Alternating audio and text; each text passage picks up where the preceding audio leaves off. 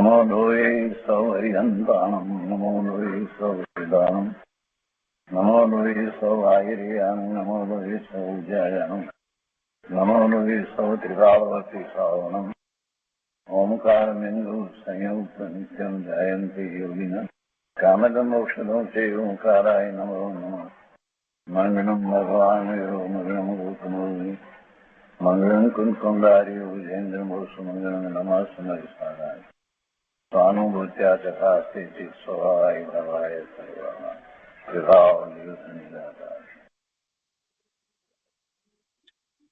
ભગવાન શ્રી ઉમાસ્વામી આચાર્ય વિરચિત મોક્ષશાસ્ત્ર અર્થાત તત્વાર સૂત્ર તથા પૂજ્યપાદ સ્વામી રચિત તત્વાર સૂત્રની ટીકા સર્વાર્થ સિદ્ધિ અને બીજી ટીકાઓનું સંકલન એ સહિત આપણે તત્વાર સૂત્રનો સ્વાધ્યાય કરી રહ્યા છીએ.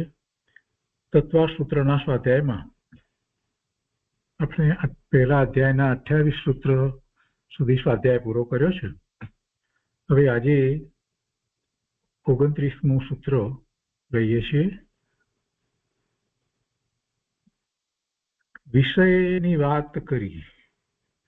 મતિ જ્ઞાન, શ્રુત જ્ઞાનના વિષય, અવધિ જ્ઞાન, મનોપર્ય જ્ઞાનના વિષય, અને એ પછીથી હવે 29મા સૂત્રમાં કેવળ જ્ઞાનનો વિષય સમજાવે છે. આપણને પ્રશ્ન થાય કે હવે વિષયની આટલી બધી વાત શું? એમાં આચાર્ય ભગવાને સૂત્ર લખ્યું, પણ વિષય એ જ મહત્વનું છે. આપણને એ વાત જો સમજાઈ જાય કે જ્ઞાનનો વિષય શું હોય તો સમ્યક દર્શન થાય એવી વાત છે. આપણે એ સંબંધી ગંભીરતાથી વિચાર્યું જ નથી. જગત આખાને આપણે જોઈએ છીએ મતિશ્રુત જ્ઞાન જેટલો ઉઘાડ આપણો છે, એટલે એ ઉઘાડ દ્વારા જગતના પદાર્થોને જાણીએ છીએ તો જ્ઞાન કરીએ છીએ, બીજું તો કાંઈ કરતા નથી. છતાંય એ વાતને એ રીતે નથી સમજતા કે આ બધું મારા જ્ઞાનનો વિષય છે, જ્ઞેય છે.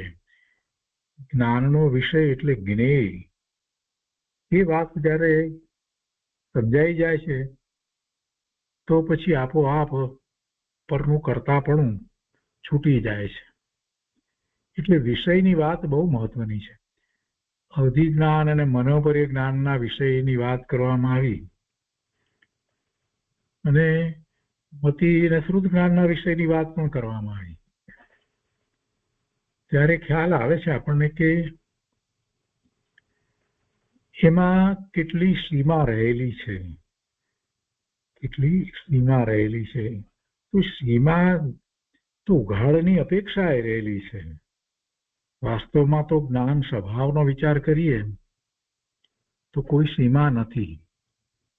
એટલે એવા જ્ઞાન સ્વભાવનું પૂર્ણપણે જ્યારે ઉઘાડ વર્તે છે તો કેવળ જ્ઞાન છે. તો પછી કેવળ જ્ઞાનનો વિષય શું હોય? જ્ઞેય માત્ર વિષય હોય. તો 29મું સૂત્ર છે કે સર્વ દ્રવ્ય પર્યાયેષુ કેવલસ્ય. એનો અર્થ છે કેવલસ્ય એટલે કેવલ જ્ઞાનનો વિષય સંબંધ. કેવળ જ્ઞાનને શેની સાથે સંબંધ છે? જ્ઞેય માત્ર ને જાણે છે, જ્ઞેય માત્ર એમાં ઝળકે છે એટલે એની સાથે સંબંધ છે. જ્ઞેય માત્ર જે વિષય છે તે જ્ઞેય માત્ર સર્વ દ્રવ્યો અને તેના સર્વ પર્યાયો છે. કેવળ જ્ઞાનનો વિષય, એનો સંબંધ સર્વ દ્રવ્યો અને તેના સર્વ પર્યાયો છે.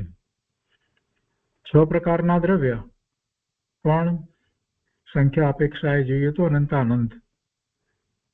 તો એ બધા દ્રવ્યો છે અને એના પર્યાય તો જે થઈ ગયા એ વર્તમાનમાં એક પર્યાય અને ભવિષ્યની અનંત પર્યાય, એ બધા પર્યાય અર્થાત કેવળ જ્ઞાન એક સાથે સર્વ પદાર્થોને અને તેના સર્વ પર્યાયોને જાણે છે.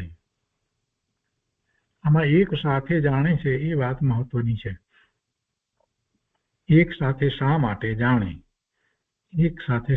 જાણે? કેમ કે જ્ઞાનનો સ્વભાવ એવો છે. હરીફો હોય ને એની સામે મોટો અરીસો આપણે એમ સમજીએ કે 100 ફૂટ બાય 100 ફૂટનો એવો અરીસો મોટો બનાવવામાં આવ્યો હોય ને એ મોટા મેદાનની સામે મૂકવામાં આવ્યો હોય, એ મેદાનમાં કોઈ ન હોય તો પણ એમાં પ્રતિબિંબ પડે, 10 લોકો હોય તો પણ પ્રતિબિંબ પડે, 100 લોકો ભેગા થાય તો પણ એમાં પ્રતિબિંબ પડે, 1000 ભેગા થાય તો પણ પ્રતિબિંબ પડે, અને 10,000 ભેગા થાય તો પણ પ્રતિબિંબ પડે. તો બધાના પ્રતિબિંબ ક્રમે તો પડતા નથી, એક સાથે પડે છે. એક સાથે બધાના પ્રતિબિંબ પડે છે ને, બધાના હલનચલન થતા હોય તો બધાના એક સાથે હલનચલન એમાં દેખાય છે ને. તો એમાં આપણને કોઈ વાંધો નથી, એને સમજવામાં સ્વીકારવામાં આપણને કઈ વાંધો આવતો નથી કે બધાના પ્રતિબિંબ સાથે પડે, હલે બધા હલતા હોય તો બધા સાથે હલતા દેખાય, કોઈ ક્રમ પડતો નથી, એને વાર નથી લાગતી અરીસાને અંદર પ્રતિબિંબ પડે છે તો એને એમાં. તો એ જ રીતે વિચાર કરીએ કે આ કેવળ જ્ઞાન કેવું છે કે જ્ઞેય માત્ર એમાં ઝળકે છે અને એક સાથે ઝળકે છે. તો એક સાથે જે ઝળકે છે તેમાં ભૂતકાળ, વર્તમાનકાળ, ભવિષ્યકાળ બધી પર્યાય આવે અને બધા પદાર્થોની આવે. એમાં શક્ય છે જો આપણે 100 ફૂટ બાય 100 ફૂટના મોટા અરીસાની સામે મોટા મેદાનની અંદર રહેલા હજારો લોકોની બધી જ હલનચલનની ક્રિયાઓ એક સાથે એમાં પડે છે અને દેખાય છે એવું સ્વીકારતા હોય તો પછી કેવળ જ્ઞાનમાં પણ આનંદ જ્ઞેયો એક સાથે, અહીંયા એક સાથે છે ને યુગપદ એ મહત્વનું છે, એનો વિચાર આપણે કરીએ તો થઈ શકે, એ સમજાય એવું છે. તો ટીકામાં અહીંયા કહે છે કે કેવળ જ્ઞાન એના માટે કહ્યું કે અસહાય જ્ઞાન. આ અસહાય શબ્દ સામાન્ય રીતે જ વ્યવહારમાં આપણે એ રીતે પ્રયોગ કરીએ છીએ કે બિચારાને મદદની જરૂર હતી અને એને મદદ ન મળી હોય તો એ અસહાય થઈ ગયો કહેવાય. ખરેખર તો એ અસહાય કહેવા કરતા એને સ્વતંત્ર કહીએ, એને નિરપેક્ષ કહીએ, જેને અપેક્ષા જ છે નહીં, એને ક્યાં કોઈની અપેક્ષા જ છે. એટલે વધારે સાચો શબ્દ તો એમ કહેવાય કે એને કોઈની અપેક્ષા નથી, નિરપેક્ષ છે, એ સ્વતંત્ર છે, એવું એ જ્ઞાન છે. એટલે કે ઇન્દ્રિય મનની તો એને અપેક્ષા નથી, પણ સાથે સાથે આ લોકની અપેક્ષા પણ એને નથી. આ લોકની જગતના પદાર્થો જે જ્ઞેય છે એ બધા જ્ઞેયો જે છે એ સામે હોય તો જ એનું જ્ઞાન થાય, એવી પણ કોઈ અપેક્ષા નથી. એટલે એમ ઇન્દ્રિય મન કે આ લોકની અપેક્ષા રહિત આ કેવળ જ્ઞાન છે. ત્રિકાળ ગોચર અનંત પર્યાયોને પ્રાપ્ત અનંત વસ્તુઓને તે જાણે છે. ત્રણેય કાળની બધા પદાર્થોની પર્યાયોને તે જાણે છે. અસંકુચિત, સંકોચ વગરનું છે, સીમા નથી કોઈ, અને પ્રતિપક્ષી રહિત છે. કેવળ જ્ઞાન અમર્યાદિત છે. અમર્યાદિત છે તો બરાબર છે, પણ પ્રતિપક્ષી રહિત છે એવું કહેવાની શું જરૂર પડી? જરાક વિચાર કરવાની જરૂર લાગે આપણને. કેવળ જ્ઞાનમાં જ્યારે બધું જ જાણી લીધું છે, કોઈ પક્ષ જ બાકી નથી રહેતો તો પ્રતિપક્ષનો પ્રશ્ન જ ઉપસ્થિત થતો નથી. એક સાથે બધા જ ન્યાય દ્વારા વસ્તુ સ્વરૂપને એકી સાથે જાણવામાં આવે એટલે પછી પ્રતિપક્ષનો પ્રશ્ન ઉપસ્થિત થતો નથી. શ્રુત જ્ઞાનમાં નય પડે છે, એક નયથી આમ છે, બીજી નયથી તેમ છે, અનેક નય દ્વારા વસ્તુ સ્વરૂપને આપણે જાણીએ વિચારીએ છીએ, પણ એ બધું ક્રમે બધું હોય. અહીંયા તો દરેક અપેક્ષા સાથે બધું એક સાથે જ જણાય છે. એટલે એ સમજાવવું છે, એટલા માટે પ્રતિપક્ષી રહિત એમ કહ્યું છે. અને કોઈ મર્યાદા નથી, કોઈ સીમા નથી. સીમા કેવી રીતે હોય? ક્ષેત્ર પ્રમાણે સીમા હોય, કાળ પ્રમાણે સીમા હોય. તો એવા કાળ કે ક્ષેત્રની કોઈ સીમા લાગુ પડતી નથી. સૂક્ષ્મતાની અપેક્ષાએ કોઈ સીમા ના, એવું પણ નથી. એ માત્ર ને કેવળ જ્ઞાન જાણે છે. શંકા કરી છે કે જે પદાર્થનો નાશ થઈ ચૂક્યો છે અને જે પદાર્થ હજી ઉત્પન્ન નથી થયો તેને કેવળ જ્ઞાન કેમ જાણી શકે? તો પહેલી વાત તો જે પદાર્થનો નાશ થતો નથી. નાશ થાય છે તો પર્યાયનો નાશ થાય છે, અને એ પણ નાશ નથી થતો, એ વિલીન થઈ જાય છે. પદાર્થના સ્વરૂપને જરાક સૂક્ષ્મતાથી વિચાર કરીએ તો આપણને એમ તો સ્પષ્ટ દેખાય છે ખ્યાલમાં આવે છે, નક્કી થાય છે, એનો નિર્ધાર થાય છે, તર્ક દ્વારા સમજી શકાય છે, શાસ્ત્ર દ્વારા સમજાય છે કે 6 દ્રવ્ય જે છે એ 6 જ રહ્યા છે, 7 દ્રવ્ય થયા નથી, 6 જ પ્રકારના દ્રવ્ય છે. એટલે કોઈ દ્રવ્યની ઉત્પત્તિ થઈ નથી ને એનો નાશ થતો નથી. જે બદલાય છે તે પર્યાય છે, અને એ પર્યાય અત્યારે વર્તમાનમાં નથી. ભૂતકાળમાં હતી, અત્યારે વર્તમાનમાં નથી, તો એ પર્યાયનું શું થયું? દ્રવ્યમાં એ પર્યાય વિલીન થઈ જાય છે. દ્રવ્ય એવું છે કે એની અંદર એ દ્રવ્યના અસ્તિત્વમાં એની અનંત પર્યાયો આખો પ્રવાહ અંદરમાં ગર્ભિતપણે રહ્યો છે. એક પર્યાયની પ્રગટતા છે, એ પ્રગટતા જે છે તે વિલીન થઈ જાય છે, એ જ સમયે બીજી પર્યાયની પ્રગટતા થાય છે. એટલે આખો સળંગ પર્યાયનો પ્રવાહ છે. તો એક પર્યાય એની એ દ્રવ્યની વિલીન થાય, એ જ સમયે બીજી પ્રગટ થાય, એમ સતત ચાલ્યા કરે છે. આવું જ વસ્તુનું સ્વરૂપ છે. તો એ પર્યાય જે વિલીન થઈ ગઈ, એ પર્યાયનો શું?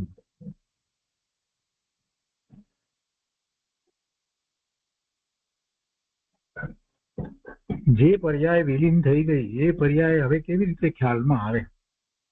આ પ્રશ્ન આપણને થઈ શકે છે જ નહીં. અત્યારે લાખો કરોડો વર્ષ પહેલા ને એવી તો દરેક દ્રવ્યની પર્યાયનો વિચાર કરીએ, કેમ કે પદાર્થને આપણે સ્વતંત્ર સ્વીકાર્યું છે. કોઈ પર્યાય, કોઈ પદાર્થને બીજો પદાર્થ એને બદલતો નથી, એટલે એ તો નિત્ય છે, અનાદિ અનંત છે, અનંતકાળ સુધી રહેવા વાળું છે. તો અનંતકાળ પહેલાની પણ એની કોઈ પર્યાય હોય, એ પણ અત્યારે કેવી રીતે દેખાય? તો કે પર્યાયનો આખો પ્રવાહ છે. એ પ્રવાહમાં બધી જ પર્યાયો વિલીન થયેલી છે. વર્તમાન એક છે પ્રગટ, અને અનંત બીજી ભવિષ્યની પર્યાયો છે. તો આખો પર્યાયનો પ્રવાહ ભગવાનને દેખાય છે. એટલે અનંત પર્યાયો એક સાથે દેખાય છે. ભૂતકાળની પર્યાયો પણ દેખાય, એમાં કોઈ વાંધો આવતો નથી. અહીંયા કહે છે કે જે પદાર્થનો નાશ થઈ ચૂક્યો છે એટલે પર્યાયનો, અને જે પદાર્થ હજી ઉત્પન્ન નથી થયા એટલે કે પર્યાય. તો તેને કેવળ જ્ઞાન કેવી રીતે જાણી શકે? એને સમાધાન આપ્યું છે કે કેવળ જ્ઞાન નિરપેક્ષ હોવાથી બાહ્ય પદાર્થોની અપેક્ષા વિના તેને, એટલે કે નષ્ટ અને અનુત્પન્ન પદાર્થોને, એટલે એની પર્યાયોને, નષ્ટ અને અનુત્પન્ન પર્યાયોને જાણે, તેમાં કાંઈ વિરોધ નથી. પણ પેલા આ બધી પર્યાયને જાણે એમાં કાંઈ વિરોધ નથી, એ તો સમજાય છે. પણ એવી પર્યાય છે, નષ્ટ થઈ ગઈ છે, એમ શબ્દ મૂક્યો છે. એટલા માટે આપણે એ વાતને સમજ્યા કે પર્યાય નાશ પામતી જ નથી, વિલીન થઈ જાય છે. દ્રવ્યમાં આખો પર્યાયનો પ્રવાહ છે. દ્રવ્યની અંદર અનંત ગુણ છે અને આખો પર્યાયનો પ્રવાહ. આવું દ્રવ્યનું સ્વરૂપ જ્યારે સ્વીકારવામાં આવે તો પછી એમાં કાંઈ નષ્ટ પણ થતું નથી ને કાંઈ અનુત્પન્ન પણ નથી. માત્ર પ્રગટતા છે, માત્ર પર્યાયની પ્રગટતા છે. અને ગુણોનું ભવન તો સતત ચાલી રહ્યું છે. એ ગુણોનું ભવન અંદરમાં સતત ચાલી રહ્યું છે. એટલે કોઈ ગુણ પણ નાશ પામતો નથી. તો આવું વસ્તુ સ્વરૂપને સ્વીકારીએ તો આપણને સમાધાન સહેલાઈથી સમજાય. અહીંયા તો એ રીતે વાત લીધી છે કે નિરપેક્ષ છે કેવળ જ્ઞાન, એટલે પણ એના કરતા વધારે સૂક્ષ્મ વાતને આપણે પકડવાની, સમજવાની જરૂર છે. કેવળ જ્ઞાનને દ્વિપર્યાય જ્ઞાનપણાનો પણ પ્રસંગ નથી, કેમ કે યથાર્થ સ્વરૂપથી તે પદાર્થોને જાણે છે. વિપરીતપણે કેવળ જ્ઞાન જાણતું નથી. નષ્ટ અને અનુત્પન્ન વસ્તુઓનો જો કે વર્તમાનમાં સદભાવ નથી, તો પણ તેનો અત્યંત અભાવ નથી. ખરેખર તો એ પર્યાયો બધી વિલીન થઈ ગઈ છે, નષ્ટ નથી. એટલે એ પર્યાય તરીકે તો છે અને પર્યાયનો પ્રવાહ છે, એને જાણે છે. એક બીજી વાત લીધી અહીંયા, વિપર્યાય જ્ઞાનપણાનો પણ પ્રસંગ નથી. વિપર્યાય એટલે વિપરીત જ્ઞાન. તો જ્ઞાન વિપરીત બીજાઓને હોય છે અને ભગવાનને કેવળ જ્ઞાનમાં વિપરીતતા નથી, એમ કહેવું એ સામાન્ય કથન છે, સામાન્ય જીવને એ સમજાય. પણ જરાક સૂક્ષ્મતાથી એનો પણ વિચાર કરવા જેવો છે કે વાસ્તવમાં આપણને પણ વિપર્યાય જ્ઞાન નથી, વિપરીત જ્ઞાન નથી, પણ આપણે એવી ખોટી માન્યતા, ઊંધી માન્યતા કરીએ છીએ. ખોટી માન્યતા સહિત જે જ્ઞાન છે એને અજ્ઞાન કહેવામાં આવે છે. એ તો આપણે કરીએ છીએ. વસ્તુ સ્વરૂપ જે છે તે જ છે. કોઈ ખોટી માન્યતા કરે એટલે શું થાય? કોઈ કોમ્પ્યુટરને ટીવી કહે જાણતો નથી એટલે બિચારો એને પણ ટીવી કહે છે, અને જેટલા સ્ક્રીન દેખાય એ બધામાં એને ટીવી લાગે છે. તેથી શું થઈ ગયું? એટલે એની ખોટી માન્યતા છે, જાણતો નથી. એટલે એ પ્રકારે વિચાર કરીએ છીએ તો આપણને ખ્યાલ આવે છે કે કેવળ જ્ઞાનમાં વિપરીતતા હોય જ નહીં, વિપર્યયપણું હોય જ નહીં. એટલે વિપર્ય જ્ઞાનપણાનો પ્રસંગ નથી. કેવળ જ્ઞાનને વિપર્ય જ્ઞાનપણાનો પ્રસંગ નથી. આગળ કહે છે અહીંયા સર્વ દ્રવ્ય અને તે દ્રવ્યના ત્રિકાળવર્તી અનંતા અનંત પર્યાયોને અક્રમથી એક કાળે કેવળ જ્ઞાન જાણે છે. તે જ્ઞાન સહજ ઈચ્છા વિના જાણે છે. જો અક્રમથી અહીંયા લીધું છે એટલે એક સાથે જાણે છે એમ કહેવામાં આવે છે, પણ છતાંય પર્યાયોને પર્યાયના પ્રવાહમાં જાણે છે. એટલે જે ક્રમ એનો પ્રગટતાનો હતો એ ક્રમમાં જ જાણે છે. એ વાતને પણ સાથે સમજવાની કે પર્યાય ને જે 10 વર્ષ પહેલા પર્યાય થઈ હતી એને 5 વર્ષ પહેલાની જાણે, ને 5 વર્ષ પહેલા પર્યાય જે થઈ એને 7 વર્ષ પહેલાની જાણે, એમ નથી જાણતા. એટલે બધી પર્યાયનો જે રીતે છે તે રીતે જ જાણે છે. અક્રમનો અર્થ એવી રીતે નથી કરવાનો. અક્રમનો અર્થ તે રીતે કરવાનો છે કે જાણપણામાં હવે અત્યારે જાણ્યું, ત્યાર પછી બીજા સમયમાં જાણે, ત્રીજા સમયમાં જાણે. એટલે પોતાના જાણપણાના સમયની અપેક્ષાએ લેવું છે. એટલે એક સમયમાં જાણે છે એમ કહેવાનો આશય છે. એમ કહેવાનો આશય છે અક્રમથી. એટલે યુગપત એક સાથે, છૂટું છૂટું એક પછી એક એમ નહીં, એમ કહેવાનો આશય છે. પણ જાણે છે તો જેમ છે તેમ જ જાણે છે. કોઈ ગડબડ ગોટાળા છે જ નહીં. કે છે કે સર્વ દ્રવ્ય અને તે દ્રવ્યના ત્રિકાળવર્તી અનંતાનંદ પર્યાયોને જેમ છે તેમ એક કાળે એક સમયમાં કેવળ જ્ઞાન જાણે છે. તે જ્ઞાન સહજ ઈચ્છા વિના જાણે છે. સહજ જાણે છે. કેમ કે કેવળ જ્ઞાન જે છે એમાં એક પર જ્ઞેયો એ પ્રતિબિંબિત થાય છે. કેવળ પરમાત્માને કોઈ બહારમાં પર જ્ઞેયોને જાણવાની હવે ઈચ્છા ઉત્પન્ન થતી નથી. કેવળ જ્ઞાનમાં એવી શક્તિ છે કે અનંતા અનંત લોક અલોક જે હોય, અનંતા અનંત લોક અલોક હોય તો પણ તેને જાણવાને કેવળ જ્ઞાન સમર્થ છે. જ્ઞેય માત્ર ને જાણે એ જણાય છે. જણાય છે. કોઈ એ તરફ લક્ષ કરે છે એટલે જાણે છે એવું છે નહીં. લક્ષ કરવા જાય તો પણ બધે જે જણાય છે એ બધું તો એ બધી પર્યાય તો વિદ્યમાન છે, પણ એક સમયમાં એક પર્યાય વિદ્યમાન હોય. કોઈ પણ પદાર્થની અનંત પર્યાયોમાંથી ભૂતકાળની અનંત, વર્તમાનની એક અને ભવિષ્યની અનંત અનંત પર્યાયોમાંથી પ્રગટ પર્યાય તો એક જ હોય છે. એક જ હોય છે. છતાં એ બધી જ પર્યાયને જ્ઞાન જાણે છે. એટલે એક સાથે બધું આખું જ્ઞાન જે પર્યાયનો પ્રવાહ છે, અને દરેક દ્રવ્યનો એવો પર્યાયનો પ્રવાહ એમના જ્ઞાનમાં પ્રતિબિંબિત થાય છે. એ કંઈ કરવા જાય છે એવું વસ્તુનું સ્વરૂપ નથી. આ તો જ્ઞાન સ્વભાવની વાત કરી છે. જ્ઞાન સ્વભાવનું સામર્થ્ય આમાંથી તો આપણને ખ્યાલ આવે છે. હવે એક પ્રશ્ન અહીંયા કરે છે કે કેવળી ભગવાનને એક જ જ્ઞાન હોય છે કે 5 જ્ઞાન હોય છે? કેવળ જ્ઞાન થયા પછીથી જે ઓછા ઉઘાડ રૂપ જે જ્ઞાન જે છે એનો પ્રશ્ન જ ઉપસ્થિત થતો નથી. સમાધાનમાં કહે છે કે 5 જ્ઞાનનું એકી સાથે રહેવું માની શકાય નહીં. કેમ કે મતિ જ્ઞાન આદિ આવરણીય જ્ઞાન છે, એટલે ક્ષયોપસમ જ્ઞાન છે. નાનાવર્ણી, દર્શનાવર્ણી, કર્મની પ્રકૃતિના એવા ક્ષયોપસમ એમાં નિમિત્ત કારણ છે નવઘાડમાં.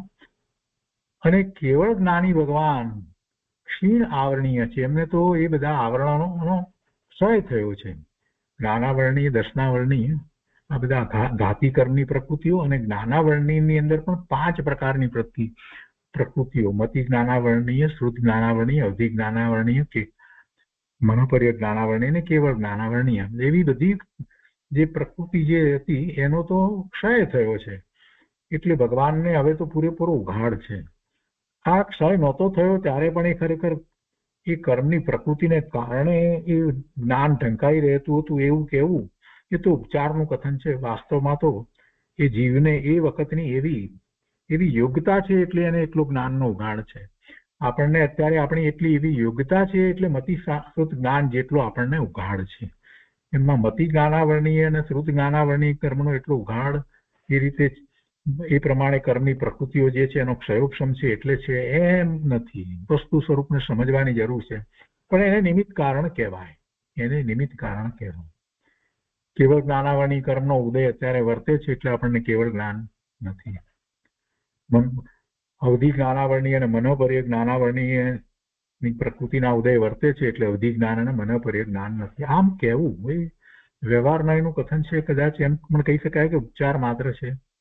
ભગવાન આત્માનો સ્વભાવ તો ત્રિકાળ જ્ઞાન સ્વભાવ જ છે. અહીંયા કહે છે કે ભગવાનને તો એ કર્મોનો ક્ષય થયો છે, તેથી ભગવાનને આવરણીય જ્ઞાન હોવું સંભવે નહીં. એટલે કે જે આ આવરણપૂર્વકના જ્ઞાન છે તો એ ભગવાનને હોતા નથી. એટલે મતિ જ્ઞાન, શ્રુત જ્ઞાન, અવધિ જ્ઞાન કે મનોપર્ય જ્ઞાન હોતું નથી. કેમ કે આવરણના નિમિત્તથી થતા જ્ઞાનોનું એ આવરણનો અભાવ થયા પછી રહેવાનું બની શકે એમ માનવું તે ન્યાય વિરુદ્ધ છે. એટલે બીજી રીતે કહીએ તો આ જ્ઞાન પૂર્ણ જે છે એમ જયારે સ્વીકાર કરવામાં આવે તો જે અમુક રીતે જે ઉઘાડ જે છે એ શું દર્શાવી રહ્યા છે એ જ્ઞાનાવરણી કર્મની પ્રકૃતિ જે છે ત્યાં નિમિત્ત તરીકે પડી છે, એના ક્ષયોક્ષમ છે એ જણાથી ખ્યાલ આવે છે. એટલે જયારે પૂર્ણ કોઈ પ્રકૃતિ રહી જ નથી તો પૂર્ણપણે જ્ઞાનનો ઉઘાડ છે. એટલે બાકીના જ્ઞાનો છે એ તો ક્ષયોક્ષમ રૂપ છે, જયારે કેવળ જ્ઞાન છે એ કોઈ ક્ષયોક્ષમ રૂપ નથી. એ તો ક્ષાયિક છે, એ ક્ષાયિક ભાવ છે. એટલે એની સાથે એ બધા હોય, બીજા જ્ઞાન હોય એવું વસ્તુનું સ્વરૂપ જ નથી. કેમ કે એ જ્ઞાન તો જ્ઞાનનો જ ઉઘાડ છે, એ જ્ઞાન સ્વભાવનો જ ઉઘાડ છે. એ કઈ જુદા જુદા જ્ઞાન છે એમ નથી. એ બધા જુદા જુદા જ્ઞાન છે એ નથી, એ જ્ઞાનનો જ ઉઘાડ છે.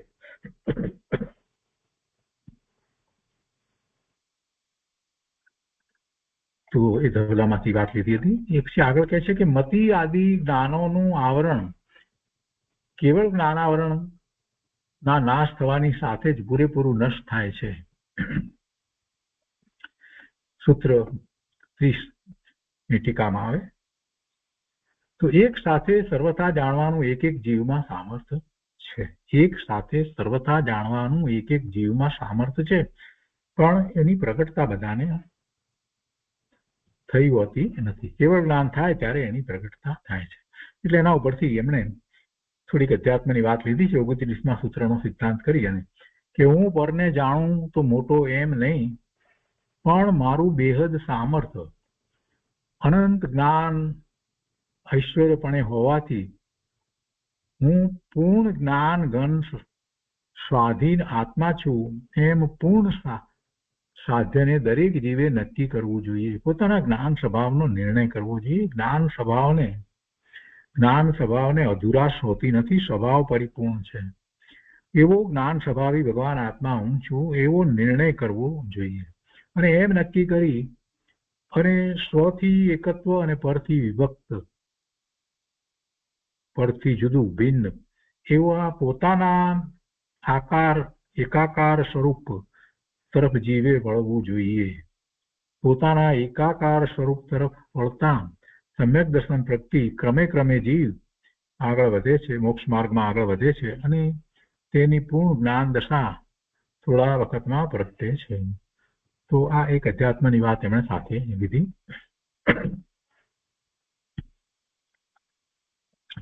30મા સૂત્રમાં કહે છે કે એક જીવને એક સાથે કેટલા જ્ઞાન હોઈ શકે છે.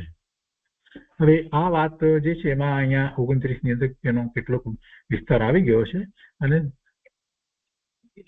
એમાં બહુ મોટી વાત નથી, આપણે પછીથી લઈએ. થોડીક વાત આપણે સરવાળ સિદ્ધિમાંથી પણ સમજીએ છીએ, જેથી આપણને સ્પષ્ટતા વધારે થાય અને નકામા વિકલ્પો ઉઠે નહીં. તો સરવાળ સિદ્ધિમાં 29મા સૂત્રમાં અહીંયા કહે છે કે केवल ज्ञान की प्रवृत्ति सब द्रव्य और उनकी सब पर्यायों में होती है. અહીંયા કેવી રીતે લીધું? केवल ज्ञान की प्रवृत्ति सब द्रव्य और उनकी सब पर्यायों में होती है. એટલે કેવળ જ્ઞાન તે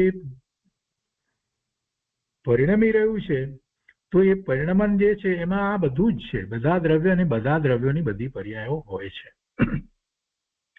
सूत्र में आए, અહીંયા 230 बोलમાં કહે છે कि सूत्र में आए हुए द्रव्य और पर्याय इन दोनों पदों का इतरेतर एक बीजानी साथे अन्योन्य द्वंद्व समास है तथा इन दोनों के विशेष रूप से आए हुए सर्व पद को द्रव्य और पर्याय इन दोनों के साथ जोड़ लेना चाहिए. આ વ્યાકરણની રીતે વાત સમજાવી કે સર્વ પદને બધા સાથે જોડી લેવું જોઈએ. મૂળ સૂત્રમાં જે કહેવામાં આવ્યું તો સૂત્રની અંદર જે રીતે કહેવાયું તેનો અર્થ જ્યારે કરવા બેસી ત્યારે એમ સમજવું જોઈએ ને કે તો કેવી રીતે કહેવાયું છે. સર્વ તો એક જ વખત કહેવાય છે, સર્વ દ્રવ્ય સર્વ પર્યાય એમ નથી કહ્યું, સર્વ એક વખત કહ્યું છે, તો સર્વ દ્રવ્ય સર્વ પર્યાય એમ લેવાનું છે. એટલી વાત અહીંયા વ્યાકરણ પ્રમાણે સમજાવી. આગળ અહીંયા કહે છે सर्व पद को द्रव्य और पर्याय इन दोनों के साथ जोड़ लेना चाहिए. આપણે થાય કે આ બરાબર છે, એમાં શું મોટી વાત હતી, પણ એમાં થોડોક વિચાર કરવાનો છે કે ભગવાનના જ્ઞાનમાં એ વાત આવી છે કે જ્ઞાન સ્વભાવ છે તે દ્રવ્ય અને પર્યાય બધાને જાણે, અને દ્રવ્ય પ્રકાર પ્રમાણે 6 છે તો 6 ને જાણે, અને સંખ્યા પ્રમાણે અનંત, અને એમાં પૂતગળની વાત કરીએ તો જીવ અનંત કહીએ છીએ તો એના કરતા અનંત ઘણા પરમાણુઓ છે, તો એ બધાને જાણે ને દરેક જે પરમાણુ માત્ર પણ લઈએ તો એની પણ જ્યારથી છે ત્યારથી અને એનો નાશ થતો નથી, એટલે અનંત પર્યાયો આવી જાય છે. એટલે સર્વ શબ્દમાં તો અનંતતા પડી છે, સર્વ શબ્દની અંદર અનંતતા પડી છે. દ્રવ્યમાં સંખ્યા અપેક્ષાએ અને પર્યાયમાં તો એના કરતા પણ અનંતની અનંતતા, કેમ કે અનંત દ્રવ્ય કહીએ અને એની અનંત દરેક દ્રવ્યની અનંત પર્યાય લઈએ, એટલે અનંતની અનંતતા આખી સર્વ શબ્દ દ્વારા આપણે એનાથી લેવાની છે. એટલે સર્વ પદ को द्रव्य और पर्याय इन दोनों के साथ जोड़ लेना चाहिए, એટલે તે અનંતતાને જોડી લેવાની છે, દ્રવ્યની અને પર્યાયની બધાને. અને એવું અનંતનું જ્ઞાન અને એ પણ એક સાથે થાય છે, એ સામર્થ્ય છે ને એ સામર્થ્યનો ઉઘાડ ભગવાનને થયો છે અરિયંત પરમાત્મા. કે था सर्व द्रव्यों में और सब पर्यायों में, એમ એનો અર્થ કરવું. जीव द्रव्य अनंता अनंत है, और પછી કહે છે કે પૂતગળ દ્રવ્ય इनसे भी अनंता अनंत गुणे है, એનાથી અનંત ઘણા પૂતગળ છે. जिनके अणु और स्कंद ये भेद है. પૂતગળના પાછા બે ભેદ પડે, અણુ અને સ્કંદ, પરમાણુ અને સ્કંદ. એમાં પરમાણુનો વિચાર જ્યારે કરીએ ત્યારે આપણને ખ્યાલ આવે કે એ બધાને ભગવાન જાણે છે. धर्म अधर्म और आकाश ये 3 है और काल असंख्यात है. આ આખા એક દ્રવ્ય છે, ધર્માસ્તિકા અને આકાશ, અને આ કાળાનું દ્રવ્ય છે તે અસંખ્યાત છે. तो આ બધા દ્રવ્યો, तो इन सब द्रव्यों की पृथक पृथक तीनों कालों में होने वाली अनंत पर्याय है. इन सब में केवल ज्ञान की प्रवृत्ति होती है, એટલે કે બધાને જાણે છે. ऐसा न कोई द्रव्य है और न पर्याय समूह है जो केवल ज्ञान के विषय के परे हो. विषय केवल ज्ञानना विषयથી જુદો હોય, પર હોય એવું કોઈ દ્રવ્ય પણ નથી કે કોઈ પર્યાય પણ નથી. કેવળ જ્ઞાન અંદર બધું જ સમાઈ જાય છે, કોઈ એનાથી બહાર વસ્તુ છે જ નહીં. केवल ज्ञान का महात्मा अपरिमित है, इसी बात का ज्ञान कराने के लिए सूत्र में सर्व द्रव्य पर्यायेषु पद कहा है. हाँ, एक महत्व समझाया. विशेष अर्थની અંદર पंडित फूलचंदी शास्त्री કહે છે कि यहाँ 4 सूत्रों में 5 ज्ञानों के विषय का निर्देश किया गया है. पहला बात આવી ગઈ ને, બધા જ્ઞાનોના વિષયની વાત આવી. मति ज्ञान और श्रुत ज्ञान 5 इंद्रियों और मन की सहायता से प्रवृत्त होते हैं, यह तो स्पष्ट है. मति ज्ञान इंद्रिय અને મનની સહાયતાથી થાય એટલે એમાં એ નિમિત્ત છે. इसलिए इनका विषय मूर्तिक पदार्थ ही हो सकता है, पर मन विकल्प द्वारा रूपी और अरूपी सभी पदार्थों को जानता है. मति श्रुत ज्ञाનમાં મન પણ છે ને, એટલા માટે એકલા એ રૂપી પદાર્થનું જ જ્ઞાન કરે એમ નહીં, મન પણ એમાં છે, એટલે વિકલ્પ દ્વારા રૂપી અને અરૂપી બંને પ્રકારના પદાર્થોનું જ્ઞાન કરે, પણ એની સીમામાં રહીને કરે, મતિશ્રુત જ્ઞાન માટે। इसी से इन दोनों ज्ञान का विषय 6 द्रव्य और उनकी कुछ पर्यायों को बदलाया है। मतिश्रुत ज्ञान જે છે એના વિષય તરીકે એટલા માટે 6 દ્રવ્ય ગણવામાં આવ્યા છે। અવધિ જ્ઞાન જેવું નથી કે મનોપર્ય જ્ઞાન જેવું નથી કે જેમાં અવધિ જ્ઞાનમાં જે રૂપી પદાર્થનું જ જ્ઞાન થાય છે, એવું નથી। મતિશ્રુત જ્ઞાન જે છે એની આ વિશેષતા છે। મતિ જ્ઞાન પણ ઇન્દ્રિય અને મન દ્વારા થાય છે, જ્યારે એ વાત કરવામાં આવી છે, અને મતિ જ્ઞાન પૂર્વક શ્રુત જ્ઞાન હોય છે એમ જ્યારે કહેવામાં આવ્યું છે, તો એમાં 6 દ્રવ્યનું જ્ઞાન થઈ શકે છે, કેમ કે મન છે ને એટલે મન વિકલ્પ મન ની વાત લીધી છે એટલા માટે એને 6 પદાર્થોનું જ્ઞાન થાય છે। એટલે કે છે इसी से इन दोनों ज्ञानों का विषय 6 द्रव्य और उनकी कुछ पर्यायों को बदलाया है। अवधि ज्ञान यद्यपि बाह्य सहायता के बिना प्रवृत्त होता है, बाह्य निमित्त बिना થાય છે, पर वह क्षयोपशमिक होने से उसका विषय मूर्तिक पदार्थ ही हो सकता है। जो પેલા એક क्षयोपशमिक તો છે, પણ આનો क्षयोपशम એવો છે કે જે માત્ર મૂર્તિ પદાર્થને જ વિષય કરે છે, એવું क्षयोपशमिक છે। એટલે એના દ્વારા અવધિ જ્ઞાન દ્વારા સમ્યક દર્શન થાય એવી વાત નથી લીધી। એનો કહેવાનો આશય એવો છે કે સમ્યક દર્શન થાય તો અવધિ જ્ઞાન હોવું જોઈએ એવી વાત નથી। સમ્યક દર્શન તો મતિશ્રુત પૂર્વક થાય છે, અવધિ જ્ઞાન જે છે એ હોય, અને એમાં પણ ભવ પ્રત્યે અવધિ જ્ઞાન તો પેલા નારકીને પણ હોય અને દેવોને પણ હોય, એટલે એની કોઈ વિશેષતા નથી। મનોપરિજ્ઞાનની વિશેષતા આપણે સમજ્યા છીએ કે એ બરાબર છે કે એ લબ્ધરૂપ છે, અને એવા 7મા 6ઠા ગુણસ્થાને ઝૂલતા એવા મહાસંતને મહામુનિને કોઈકને જે એ પ્રकट થાય છે। આગળ કહે છે કે इसी कारण से अवधि ज्ञान का विषय रूपी पदार्थ का है। मनोपरि ज्ञान भी क्षयोपशमिक होता है, इसलिए उसका विषय यद्यपि रूपी पदार्थ ही है, पर यह रूपी पदार्थ को मन की पर्यायों द्वारा ही ग्रहण करता है। આ બધું આપણે જાણીએ છીએ, મનની પર્યાય દ્વારા એ ગ્રહણ કરે છે, મનોપरि ज्ञान છે। इसलिए इसका विषय अवधि ज्ञान के विषय के अनंत वे भाग प्रमाण कहा, એટલે સૂક્ષ્મતાની અપેક્ષાથી એ બધી વાત કહેવામાં આવી। અને કહે છે કે तथा केवल ज्ञान निरावरण होता है, इसलिए उसका विषय सब द्रव्य और उनकी सब पर्याय है, ऐसा कहा है।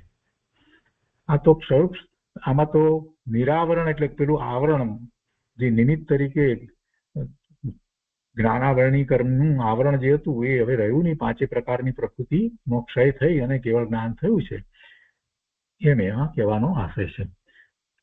હવે આગળ કહે છે કે मति आदि के विषय संबंध का निश्चय किया, किंतु यह न जान सके कि एक आत्मा में एक साथ अपने अपने निमित्तों के मिलने पर कितने ज्ञान उत्पन्न हो सकते हैं, इसी बात का ज्ञान कराने के लिए आगे का सूत्र है। एक સાથે કેટલા જ્ઞાન હોઈ શકે છે એ વાતને સમજાવવા માટે 30મું સૂત્ર કહ્યું છે, અને એમાં એમ કહે છે કે એક આત્મા में एक साथ 1 से लेकर 4 ज्ञान तक भजना से होते हैं। योग्यतापूर्वक એને એ રીતે હોય છે, તો એકી સાથે 4 જ્ઞાન હોઈ શકે છે। તો 232મા સૂત્રમાં આ 30મા સૂત્ર જે છે એમાં 232મા બોલમાં એની સ્પષ્ટતા કરે છે કે એક સાથે 4 હોય છે। તો પહેલા તો એ સૂત્ર જે છે 30મું સૂત્ર, એ 30મું સૂત્ર આ રીતે છે કે એકાદિની ભાજ્યાની યુગપદે ચતુર્ભ્ય, એ 30મું સૂત્ર છે, અને એનો વિસ્તાર અહીંયા કરે છે 232મા બોલમાં। તો કહે છે કે એક શબ્દ સંખ્યાવાચી है, आदि शब्द अवयववाची है, जिनका आदि एक है वे एकादि कहलाते हैं। जिनका आदि एक है वह एकादि कहलाते हैं। जो આમાંથી એ વાત કાઢી છે એટલે આપણે આ વાત વાંચનમાં બહુ સમજીએ છીએ। એમાં શબ્દમાં શું કે અહીંયા કહ્યું ને કે એકાદિની પછી આગળ એ પ્રત્યય લગાડે છે, તો એકાદિ શબ્દને માટે પહેલા તો એમ લીધું એક શબ્દ સંખ્યાવાચી આદિ, शब्द अवयवाची है तो जिनका आदि एक है वे एकादि कहलाते हैं। एक ज आदि છે એનો અર્થ એ થયો કે આ જે કોઈ પદાર્થનો આપણે વિચાર કરીએ છીએ એનો નાશ નથી થયો, એની આદિ એક જ વખત એ થઈ છે તો પછી બીજી વખત એ થયું નથી એમ કહેવાનો આશય છે કે એનો નાશ નથી થયો, એનો એ અનાદિથી છે એમ સમજાય છે। પછી ભાજ્યાની का अर्थ विभाग करना चाहिए होता है, भाज्यानी एनो विभाग करवो જોઈએ। तात्पर्य यह है कि एक आत्मा में एक साथ एक ज्ञान से लेकर 4 ज्ञान तक हो सकते हैं, तथा यदि एक ज्ञान होता है तो केवल ज्ञान होता है। एक आत्मा में एक साथ 4 होय, વધારેમાં વધારે હોય, અને જો એક જ કહેવામાં આવે તો સમજવું કે કેવળ જ્ઞાન છે। એટલે એનો અર્થ એ થયો કે ઓછામાં ઓછા 2 હોય, મતિશ્રુત હોય, 3 હોય તો મતિશ્રુત અને અવધિ હોય, અથવા મતિશ્રુત અને મનોપર્ય હોય એમ 3 હોય, અથવા 4 હોય તો મતિશ્રુત અવધિ અને મનોપર્ય હોય એમ 4 હોય, પણ 5 ન હોય અને 1 હોય એમ કે ત્યારે સમજવાનું કે કેવળ આ વાત અહીંયા કરે છે। कि यदि एक ज्ञान होता है तो केवल ज्ञान होता है, उसके साथ दूसरे क्षयोपशमी ज्ञान एक साथ नहीं रह सकते।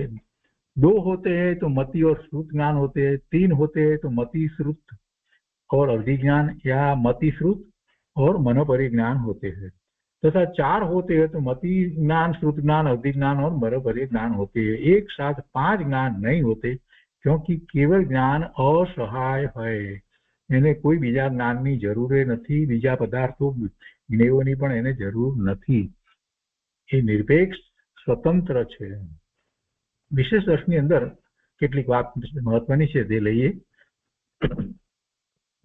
30મા સૂત્રના अर्थ पछीथी विशेष अर्थनी अंदर फूलचंदी शास्त्री कहे छे कि यहाँ एक साथ एक आत्मा में कम से कम कितने और अधिक से अधिक कितने ज्ञान हो सकते हैं, इस बात का निर्देश किया है। यह तो स्पष्ट है कि ज्ञान एक है, आ महत्वनुं छे।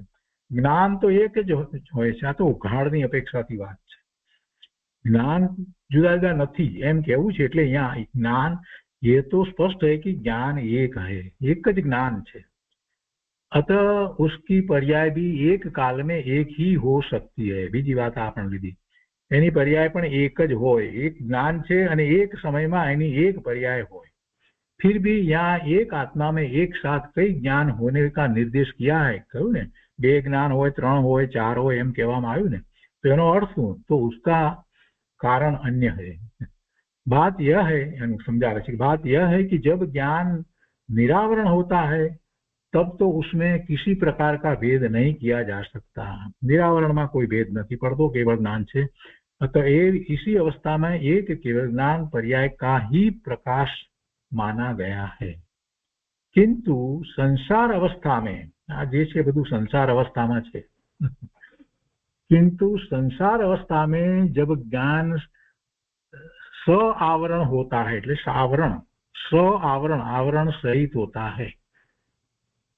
संसार अवस्थामां ज ज्ञान छे ते आवरण सहित छे, एने ओछा वत्ता उघाड़ छे, पण भगवान आत्माने ज्ञान स्वभावनी अपेक्षा से જોઈએ तो ज्ञान एक ज छे। यह तो स्पष्ट है कि ज्ञान एक है, एक है, एक है। पण संसार पर्यायमां, अने संसार पर्याय कई शाश्वत पर्याय तो नहीं, अनादिनी छे, बराबर छे। जीव मात्रने अनादिथी संसार पर्याय छे, पण ए कई शाश्वत वस्तु कायमी रहेवावाळी तो छे नहीं। छेवटे संसार पर्याय जे छे ए पर्याय जाय छे, क्षय थाय छे અને એ સિદ્ધ પર્યાય પ્રગટ થાય છે, અને પછી સિદ્ધ પર્યાય એનાથી અનંત ઘણી અનંત કાળ સુધી એ સિદ્ધની पर्याय रहे છે। तो संसार पर्यायમાં છે, संसार अवस्था में जब ज्ञान है तब वो आवरण सहित होता है, એટલે आवरण सहित હોય છે। तब ये वक्ते यानी निमित्त भेद थी, निमित्त भेद से उसी ज्ञान को कई भागों में विभक्त कर दिया जाता है। मूल बात तो आज है कि संसार पर्याय है तो संसार अवस्था है, तो एमां एने एवा कर्मना उदय वर्ते छे, एमां उदय छे, क्षयोपशम छे, उपशम छे, आ बधुं एमां संसार पर्यायमां बधुं थतुं होय छे। एमां ज्ञानावर्णीय अने रसनावर्णीय कर्मनी वात लईए, घाती कर्मनी प्रकृतिना, तेना क्षयोपशम एने होय छे। એટલે એને એ નિમિત્ત કારણ છે, એને એટલા ઓછા ઉઘાડ થવાનું. આખી વાતનો જો સાર સમજવો હોય તો હું ભગવાન આત્મા પૂર્ણ જ્ઞાન સ્વાભાવિક જ્ઞાન સ્વરૂપ હોવા છતાં મારું સામર્થ્ય પ્રગટ નથી થતું, એનું કારણ જ એ છે કે આ સંસાર અવસ્થા છે. અને સંસાર અવસ્થાનું મૂળ કારણ તો એ છે કે હું જાતે જે ઊભી કરું છું, મારા સ્વભાવ ભાવને સમજ્યા વિના હું રાગ દ્વેષના પરિણામ કરી અને મારો સંસાર હું પોતે ઉભો કરું છું. અને એટલે મને એમાં પછી જ્ઞાનનો ઉઘાડ એટલો નથી, પણ મારો જ્ઞાન સ્વભાવ તો પરિપૂર્ણ છે, કેવળ જ્ઞાન સ્વભાવ જ છે. એટલે આ વાત અહીંયા કહેવામાં આવી છે કે સંસાર પર્યાય છે, સંસાર અવસ્થા છે, એટલે આ બધા જે ભેદ પડ્યા છે, એટલે ભેદ પડ્યા છે. तो कहते कि किंतु संसार अवस्था में जब ज्ञान आवरण सहित होता है, सावरण होता है, तब निमित्त भेद से उसी ज्ञान को कई भागों में विभक्त कर दिया जाता है. एक જ ज्ञान છે ને જુદું જુદું કહેવાયું છે. स्व आवरण अवस्था में जितने भी ज्ञान प्रकट होते हैं वे सब क्षयोपशमिक ही होते हैं. એટલે ये चारे चार ज्ञान तो क्षयोपशमिक જ છે. और क्षयोपशम एक साथ कई प्रकार का हो सकता है. इसलिए स्व आवरण अवस्था में 2, 3 या 4 ज्ञान की सत्ता युगपत मानी गई है. क्षयोपशम अनेक प्रकारे થાય એટલા માટે 2 જ્ઞાન હોય, 3 જ્ઞાન કે 4 જ્ઞાન હોય એમ માનવામાં આવે. છતાં પણ ઉપયોગ પ્રમાણે એમ નથી હોતું. पर इसका यह अर्थ नहीं है कि जब 2, 3 या 4 ज्ञान की सत्ता रहती है तब वे सब ज्ञान उपयोग रूप से हो सकते हैं. એનો અર્થ એમ નથી કે ચારે જ્ઞાન ઉપયોગ રૂપે એક સાથે હોય, એમ નથી હોતું. उपयोग तो एक काल में एक ही ज्ञान का होता है. भले ने 4 ज्ञान હોય તો પણ उपयोग तो एक काल में एक જ જ્ઞાનનો હોય. अन्य ज्ञान उस समय लब्धि रूप से रहते हैं. ગણધર ભગવાનને 4 જ્ઞાનનો ઉઘાડ છે એમ કહેવાય, પણ ઉપયોગ એ વખતે ઉપયોગ તો એકનો જ હોય છે. आशय यह है कि ऐसा कोई क्षण नहीं जब ज्ञान की कोई उपयोगात्मक पर्याय प्रकट न हो. આ પણ એટલી જ મહત્વની વાત છે. જીવ માત્રને માટે વિચાર કરીએ તો કોઈ એવી ક્ષણ નથી કે જેને ઉપયોગાત્મક પર્યાય પ્રગટ ન હોય. એટલે કે એને જ્ઞાન દર્શનનો કાંઈક તો ઉપયોગ હોય, એટલે કે કાંઈક તો ઉઘાડ હોય જીવ માત્રને. आशय यह है कि ऐसा कोई क्षण नहीं जब ज्ञान की कोई उपयोगात्मक पर्याय प्रकट न हो. એટલે જ કહેવામાં આવ્યું છે કે નિરોધના જીવને પણ અક્ષરના અનંતમાં ભાગે જ્ઞાન છે, એટલું ઉઘાડ છે તો ઉપયોગ છે. मति ज्ञान, श्रुत ज्ञान, अवधि ज्ञान, मनोपरे ज्ञान और केवल ज्ञान, ये सब ज्ञान की पर्याय है. એટલે બીજી રીતે એને જ્ઞાનની પર્યાય પણ કહેવામાં આવે. એટલો ઉઘાડ છે, એટલે એટલી એવી જે દરેક સમયે જે અવસ્થા જે છે ઉપયોગાત્મક એ પર્યાય થઈ, એવી એ પર્યાય થઈ. મતિ જ્ઞાનની પર્યાય, શ્રુત જ્ઞાનની પર્યાય એ રીતે. એટલે એ અપેક્ષાએ એ પર્યાય કહેવાય. કેમ કે જે ઉઘાડ છે એ પ્રમાણે એનો ઉપયોગ છે, તો એ સમયે એ ઉપયોગ છે, તો એ સમયે એવી એ જ્ઞાનની પર્યાય થઈ. એટલે એ મતિ જ્ઞાનની કહેવાય, અવધિ જ્ઞાનની કહેવાય વગેરે. तो इसलिए इनमें से एक काल में उपयोगात्मक एक ही पर्याय का उदय रहता है. એટલે ઉપયોગાત્મક એક જ પર્યાયનો ઉદય હોય.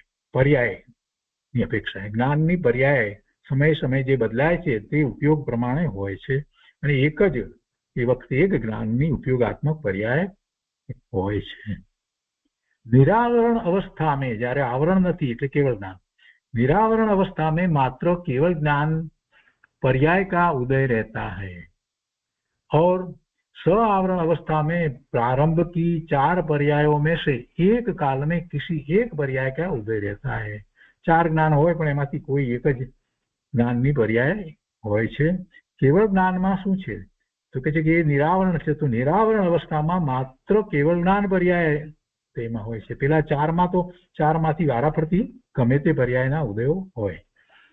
फिर भी तब, અહીંયા કહે છે કે फिर भी तब युगपत 2, 3 और 4 ज्ञानों की सत्ता के मानने का कारण एकमात्र निमित्त भेद છે. સત્તા રૂપે 4 જ્ઞાન છે એનું કારણ એને એવા નિમિત્તનો ભેદ છે. નિમિત્ત શું છે? નિમિત્ત જ્ઞાનાવરણીય કર્મની પ્રકૃતિઓ જે છે, મતિ જ્ઞાનાવરણીય, શ્રુત જ્ઞાનાવરણીય, અવધિ જ્ઞાનાવરણીય અને મનોપર્ય જ્ઞાનાવરણી એ નિમિત્ત છે. તે નિમિત્તના ભેદને કારણે ચારે જ્ઞાન છે એના ઉઘાડ હોઈ શકે છે, એટલે સત્તામાં માનવામાં આવે છે. जब मति और श्रुत इन दो पर्यायों के प्रकट होने का क्षयोक्षम विद्यमान रहता है तब युगपत दो ज्ञानों का सद्भाव कहा जाता है. मति श्रुत नो एम सद्भाव कहेवामां आवे छे. जब मति श्रुत और अवधि या मति श्रुत और मनोपर्य इन तीनों पर्यायों के प्रकट होने का क्षयोक्षम विद्यमान रहता है तब युगपत तीन ज्ञानों का सद्भाव कहा जाता है. और जब मति आदि चार पर्यायों के प्रकट होने का क्षयोक्षम विद्यमान रहता है तब युगपद चार ज्ञानों का सद्भाव मानवा जाता है. पण एनो सद्भाव कयो छे? उपयोग तरीके बात नहीं, एनो सद्भाव कयो छे, मात्र एटली बात छे. उपयोग तरीके तो एक ज होय.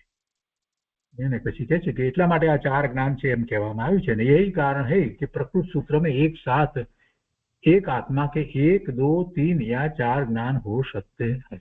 આટલા માટે આ વાત કરવામાં આવી છે.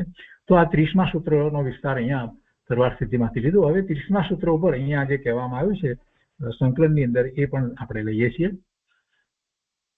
તો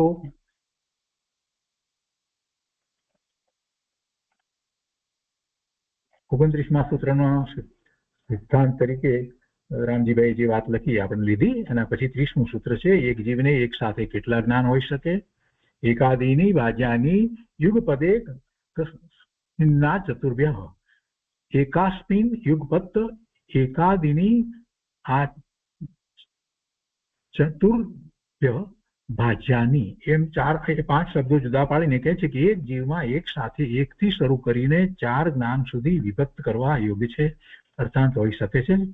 ટીકામાં કહે છે કે એક જીવને એક સાથે એકથી શરૂ કરી 4 જ્ઞાન સુધી હોઈ શકે છે. જો એકથી શરૂ કરી કહ્યું છે એટલે શરૂ કરીને એ શરૂ કરી જે છે એનું મહત્વ નથી, કેમ કે એકથી શરૂ કરીને પહેલું કેવળ જ્ઞાન આવે તો કોઈને કોઈ કેવળ જ્ઞાન બધાને પહેલેથી હોય છે એમ નથી, એવો અર્થ નથી થતો, એમ અર્થ થતો નથી. એટલે ખરેખર જોઈએ તો વાસ્તવમાં તો જીવને સંસાર પર્યાયમાં 2 થી શરૂ કરીને એમ કહેવામાં આવે. 2 હોય, 3 હોય, 4 હોય કે 1 હોય એમ કહેવામાં આવે છે.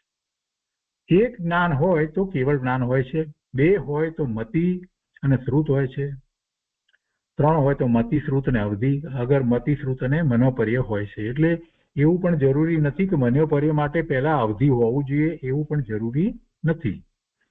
4 હોય તો મતિ શ્રુત અવધિ મનોપર્ય જ્ઞાન હોય છે. એકી સાથે 5 જ્ઞાનો કોઈને હોતા નથી. વળી એક જ જ્ઞાન એક વખતે ઉપયોગ રૂપ હોય છે. કેવળ જ્ઞાન પ્રગટ્યું ત્યારથી તે કાયમ માટે ટકે છે. બીજા જ્ઞાનોનો ઉપયોગ વધારેમાં વધારે અંતર્મુહૂર્ત હોય છે.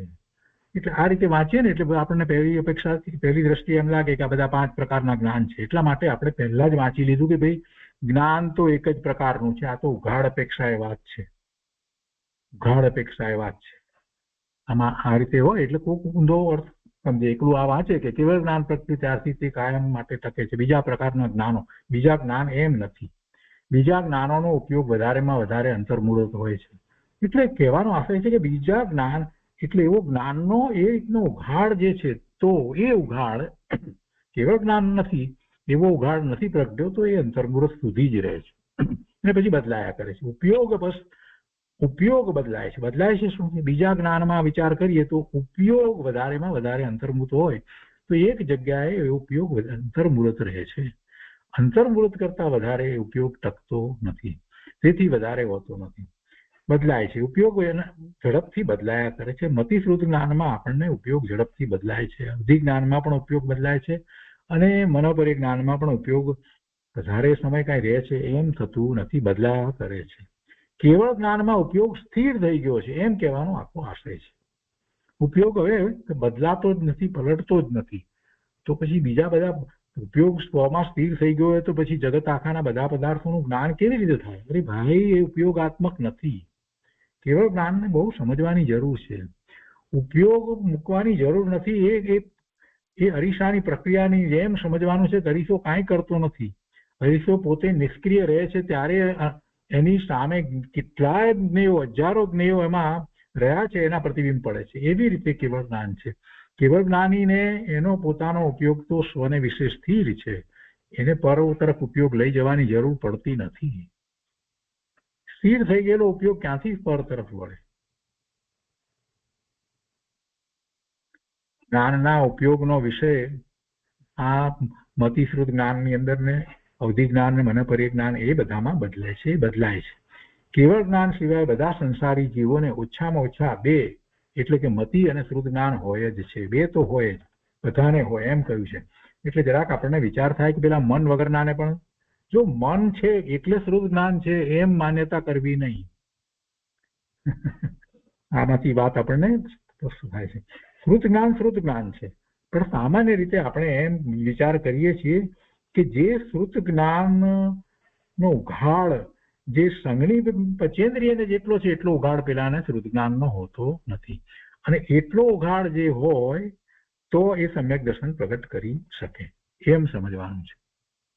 એટલે દરેક જીવને મતિશ્રુત જ્ઞાન તો હોય, એમાં મનની જરૂર પડે એમ નથી. એ તો મતિ જ્ઞાનમાં પણ આપણે એમ કહીએ કે ભાઈ મતિ જે ઇન્દ્રિય અને મન દ્વારા થાય છે, તો પેલાને મન નથી તો શું સમજવાનું? તો મતિ જ્ઞાન નથી ના, મતિ જ્ઞાન તો છે જ, એટલે એટલો ઉઘાડ છે. પણ અહીંયા તો સમ્યક્ત્વની વાત જયારે કરતા હોઈએ ને ત્યારે એ અપેક્ષાથી જયારે વાત કરીએ છીએ ને એમાં સમ્યક જ્ઞાનના વિષય ચાલતો હોય તો એમાં આગળ જયારે મતિશ્રુત જ્ઞાનની વાત કરીએ છીએ ત્યારે આપણે એમ કહીએ છીએ કે જે સંઘની પચેન્દ્રિય જે છે એને એટલો જ્ઞાનનો ઉઘાડ હોય છે કે જેમાં એ સમ્યક્ત્વ પ્રગટ કરે છે. એટલે દરેકને જે અપેક્ષાથી જે પ્રકારે જે વિષય ચાલતો હોય એ પ્રમાણે સમજવાનું. અહીંયા બીજી વાત લીધી છે કે ક્ષયોક્ષમિક જ્ઞાન ક્રમવર્તી છે, એક કાળમાં એક જ પ્રવર્તે છે. એટલે ક્રમવર્તી એટલે એક પછી થાય. એની જ્ઞાનની પર્યાયોમાં જે જ્ઞાન બધું જાણતું હોય તો એક પછી એક એની પર્યાય. પણ અહીં જે ચાર જ્ઞાન એકી સાથે કયા છે તે ચારનો ઉઘાડ એકી વખતે હોવાથી ચાર જ્ઞાનની જાણન રૂપ લબ્ધિ એક કાળમાં હોય એમ કહેવું છે. એનો અર્થ એવો નથી કે ચારે ચાર જ્ઞાન એક સાથે ઉપયોગાત્મક થઈ જાય છે એમ કહેવાનો અર્થ નથી. ઉપયોગ તો એક કાળે એક સ્વરૂપે જ હોય છે, પણ એટલા ચારનો ઉઘાડ છે, એક પ્રકારની લબ્ધિ થઈ એમ કહેવાનો આશય છે. હવે અહીંયા કેટલીક વાત એમણે લીધી છે સિદ્ધાંત તરીકે. સૂત્ર 9 થી 30 સુધીનો સિદ્ધાંત કરી અને એમને અધ્યાત્મની વાત લીધી છે. આપણે વાંચનમાં લઈએ. આત્મા ખરેખર પરમાર્થ છે અને તે જ્ઞાન છે. પરમાર્થ તો ભગવાન આત્માની મુખમાં આનંદ ગુણ હોવા છતાં જ્ઞાન ગુણની મુખ્યતા છે. એટલે ભગવાન આત્મા જ્ઞાન સ્વભાવી છે. દરેક આત્મા પોતે જ પદાર્થ છે, તેથી જ્ઞાન પણ એક જ પદ છે. જે આ જ્ઞાન નામનું એક પદ છે તે આ પરમાર્થ સ્વરૂપ સાક્ષાત મોક્ષ ઉપાય છે. આ પરમાર્થ પોતાનું જે પદ જે છે જ્ઞાન સ્વરૂપ પદ છે એ જ પરમાર્થ છે. તો પરમાર્થ સ્વરૂપ સાક્ષાત એ મોક્ષ ઉપાય છે. એટલે કે એવી મુક્ત દશા એ જ એનું સર્વસ્વ છે. મુક્ત દશાને એ પ્રાપ્ત કરે એ જ કરવા યોગ્ય છે. પરમાર્થ સ્વરૂપ સાક્ષાત મોક્ષ ઉપાય છે. અને એનો ઉપાય પણ મુક્ત દશાને પ્રાપ્ત કરવી એ જ છે. એટલે કે પોતાના પૂર્ણ જ્ઞાન સ્વભાવને પરમાર્થ કયો છે અને એ પરમાર્થને પ્રગટ કરવા માટે એ પ્રગટ ક્યારે થાય છે? તો કે જ્યારે એ પૂર્ણ મુક્ત દશાને પ્રાપ્ત થાય છે ત્યારે. ભાવ મોક્ષની દશાની અંદર એ કેવળ જ્ઞાન થાય છે. એટલે એ પણ ભાવ મોક્ષની દશા પણ એક અપેક્ષાએ જોઈએ તો મુક્ત અવસ્થા છે. આ સૂત્રોમાં જ્ઞાનના જે ભેદો કયા છે તે આ એક પદને અભિનંદે છે. એટલે જ્ઞાનને જ અભિનંદે છે. એટલે બધા જ્ઞાનના જ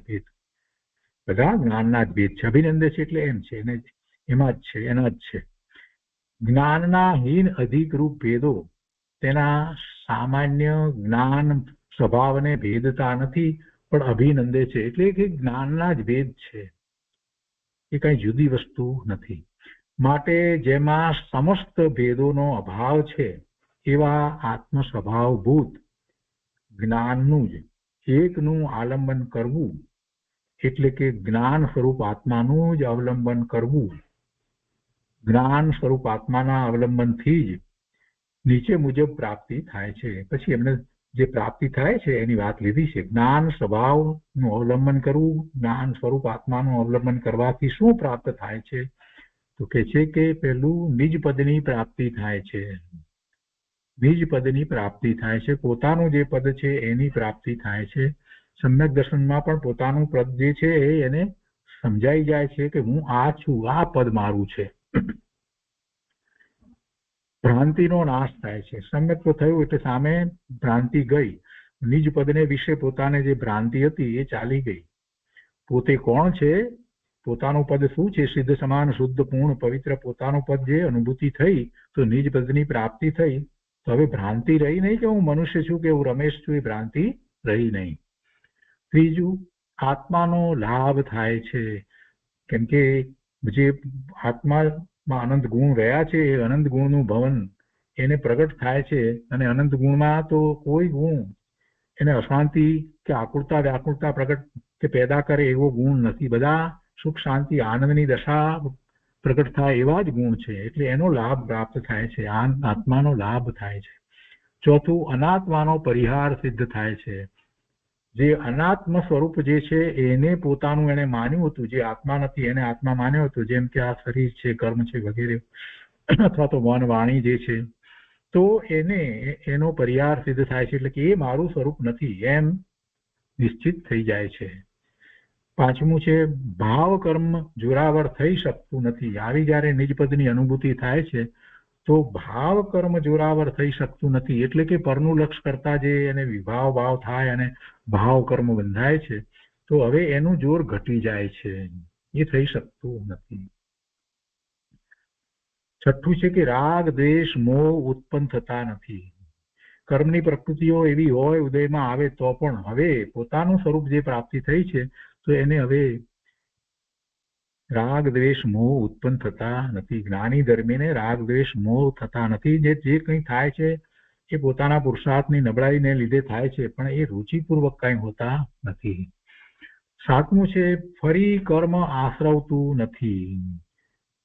અને જયારે એવી પૂર્ણ દશા થાય છે ત્યારે તો કોઈ કર્મ આશ્રવતું નથી.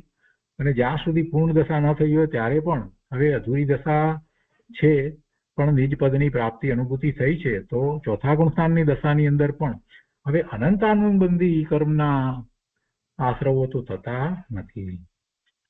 અને પૂર્ણ દશા થઈ છે ત્યારે તો પછી કોઈ કર્મનો આશ્રવ થતો નથી. આઠમું, ફરી કર્મ બંધાતું નથી. એ જ વાત એમાંથી પણ સમજવાની. નવમું, પૂર્વે બંધાયેલું કર્મ ભોગવાયું થતું નેજરી જાય છે. પૂર્વેના જે બંધાયેલા કર્મ જે છે એનો ઉદય આવે છે, એને ખરી જાય છે. ઉદય આવે તો એની સાથે એ જોડાય જ એવો કોઈ નિયમ રહેતો નથી. એટલે એ તો એની તો નિજરા થઈ જ જાય છે અને એટલે જ શુદ્ધિની વૃદ્ધિ થતી જાય છે. અને દસમું છે, સમસ્ત કર્મોનો અભાવ થવાથી સાક્ષાત મોક્ષ થાય છે. અને આવું જ્ઞાન સ્વરૂપ આત્માના આલંબનનું મહાત્મ્ય છે. આગળ કહે છે કે ક્ષયોક્ષમ અનુસાર જ્ઞાનમાં જે ભેદો થાય છે તે કઈ જ્ઞાન સામાન્યને અજ્ઞાન રૂપ નથી કરતા. જ્ઞાન સામાન્યને એ અજ્ઞાન રૂપ નથી કરતા. કેમ કે ક્ષયોક્ષમ એવો હોય અને અનેક પ્રકારે એને માન્યતા થતી હોય, વિપરીત માન્યતાઓ વગેરે થતું હોય તો એ માન્યતાને લીધે જ્ઞાન સ્વભાવ જે છે એ કઈ અજ્ઞાન રૂપ નથી થઈ જતો. સ્વભાવ તો સ્વભાવ જ રહે છે એમ કહેવાનો હશે જ. ઉલટા જ્ઞાનને પ્રગટ કરે છે. એટલે કે છે કે કઈ સામાન્ય એ કઈ સામાન્ય જ્ઞાનને અજ્ઞાન રૂપ નથી કરતા, ઉલટા જ્ઞાનને પ્રગટ કરે છે. એટલે એ દ્વારા પણ આપણને છેવટે ખ્યાલ તો એ જ આવે છે, જ્ઞાનનો જ ખ્યાલ આવે છે.